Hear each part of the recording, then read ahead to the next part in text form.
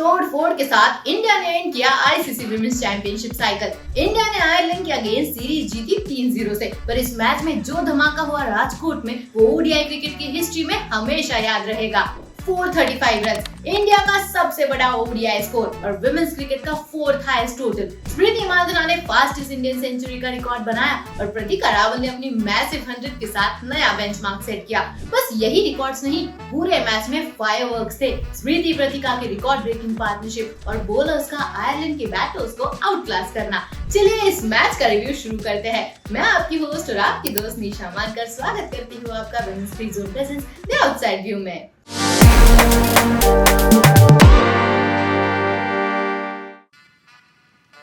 स्मृति मांधाना ने बैट से राजकोट में एक अलग ही माहौल क्रिएट किया। सिर्फ 70 बॉल्स में सेंचुरी बना के हरमनप्रीत कौर का रिकॉर्ड तोड़ दिया और बस यही नहीं रुकी, वो 135 रन बनाए और वो भी बस 80 बॉल्स में 12 बाउंड्रीज और 7 छक्के। एकदम स्मैशटैस्टिक नॉक था उनका आज का। स्मृति की इनिंग्स में एग्रेशन, टाइमिंग और डोमिनेंस सब कुछ था। जब उन्होंने बैटिंग करना स्टार्ट किया, कैप्टेंसी के साथ बैटिंग का ये लेवल, क्या बात है। स्मृति के शॉट्स देखकर लगा कि आयरलैंड के बॉलर्स को कोई नए जीपीएस चाहिए लाइन और लेंथ ढूंढने के लिए। प्रतिका रावल की बात करे बिना ये इनिंग्स इनकम्प्लीट रहेगी। अपने सिर्फ सेकेंड सीरीज में मेड इन ओडीआई सेंचुरी लगा के प्रतिका ने सबका दिल जीत लिया और सेंचुरी के बाद तो लगा जैसे उन्होंने टर्बो मोड ऑन कर दिया है।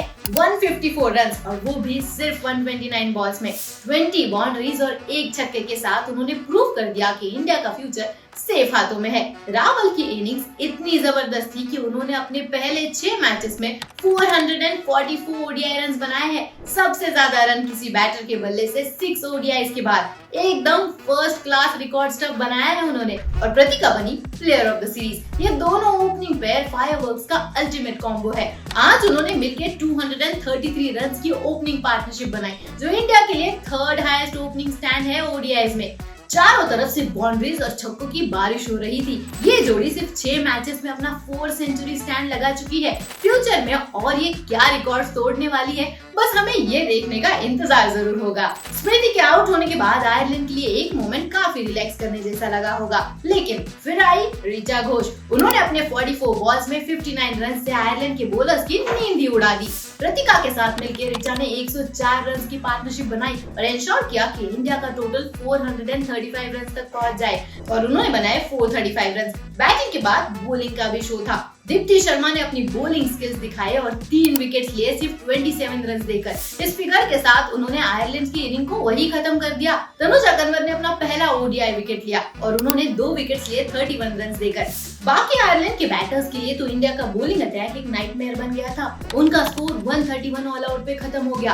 आयरलैंड के लिए ये मैच एक रियलिटी चेक था। उनकी बैटिंग और बॉलिंग दोनों एकदम मिसमैच थी against India's world class performance. सिर्फ सारा फोर्ब्स और ऑर्ला प्रेंडरगास्ट के एफर्ट्स थोड़े नोटिसेबल थे, लेकिन वो भी काफी नहीं थे इंडिया के इस परफॉर्मेंस के सामने। अब इंडिया आईसीसी चैंपियनशिप फिनिश कर चुकी है 18 विन्स के साथ, सेम एज ऑस्ट्रेलिया, और सिर्फ ऑस्ट्रेलिया से सीरीज हारी है इस पूरे साइकिल में। इंडिया का ये परफॉर्मेंस एक पावर स्टेटमेंट था। We are here to dominate. Smriti का बीस्ट मोड, प्रतिका का कमिंग ऑफ एज नॉक और दीप्ति का बॉलिंग ब्रिलियंस, सब मिला के ये मैच एक जबरदस्त हाईलाइट बन गया पूरे सीरीज का। आपका फेवरेट मोमेंट कौन सा था इस मैच से? स्मृति की फास्टेस्ट सेंचुरी, प्रतिका का 100 या ऋचा घोष का क्विक फायर नॉक? आपके थॉट्स हमें कमेंट सेक्शन में जरूर बताइए। आज के लिए बस इतना ही। हम फिर मिलेंगे women's free zone presence the outside view में।